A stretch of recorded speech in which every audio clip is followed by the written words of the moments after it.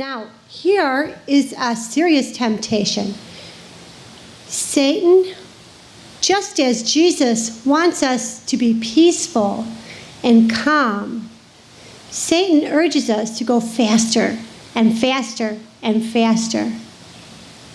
And there's a lot of good things to do. I know for myself, maybe I have 15 things to do in a day, but maybe only 5 of them are from Jesus. Maybe 10 of them, while good things in and of themselves, maybe 10 of them are distractions from what Christ really needs me to do.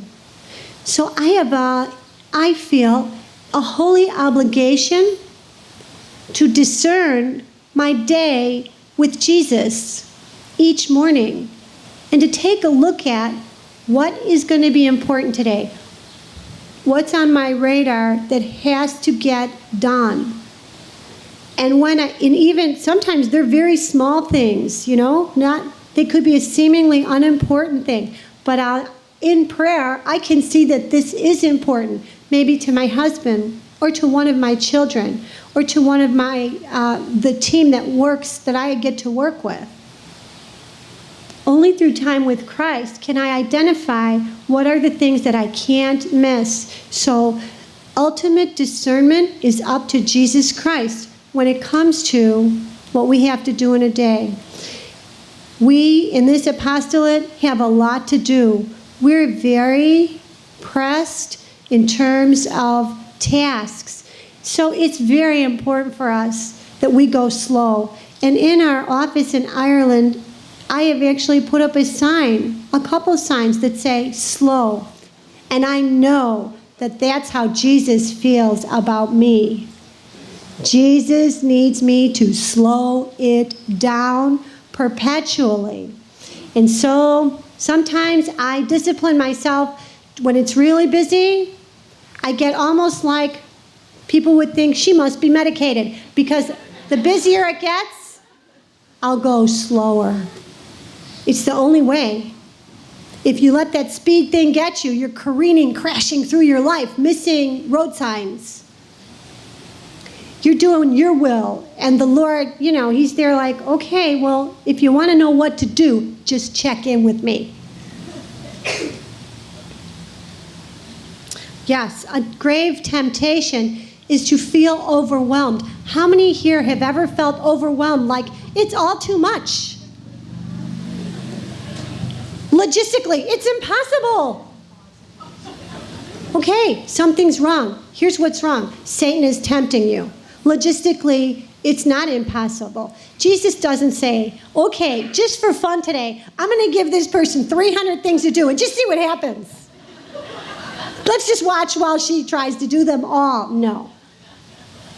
That's not from Jesus. Jesus would never do that. He would never overwhelm us. He has a perfect plan for every day. And in the perfect plan, there's almost always time for silence. There's almost always time for prayer.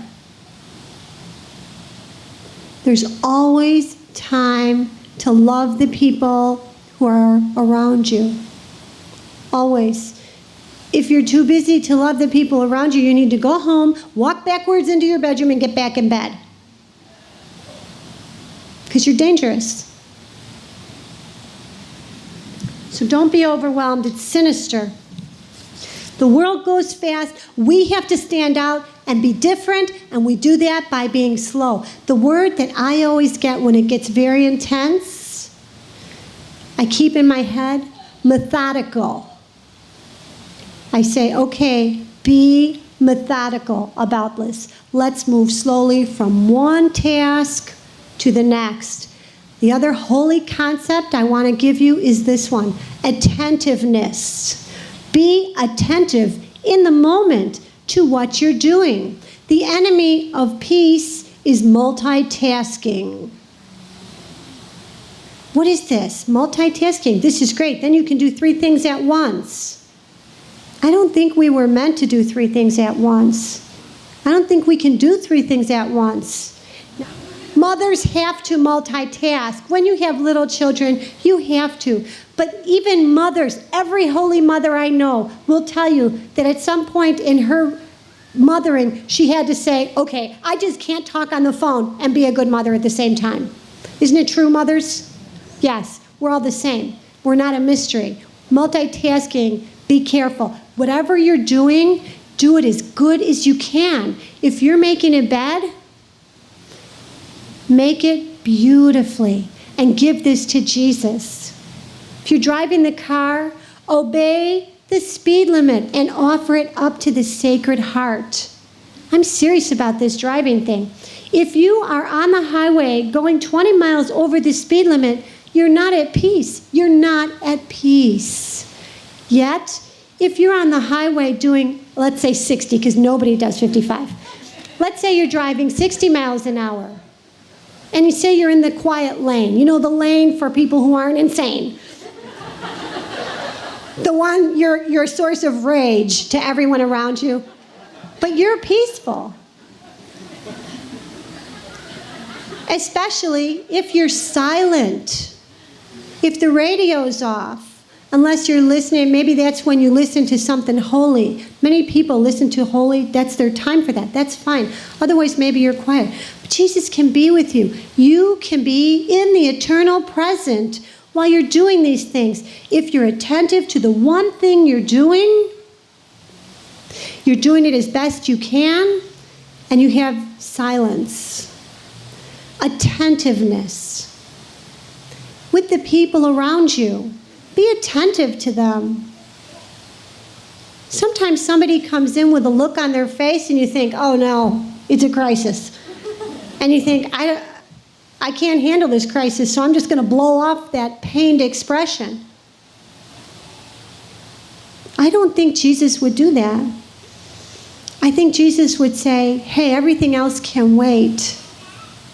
What's happening with you?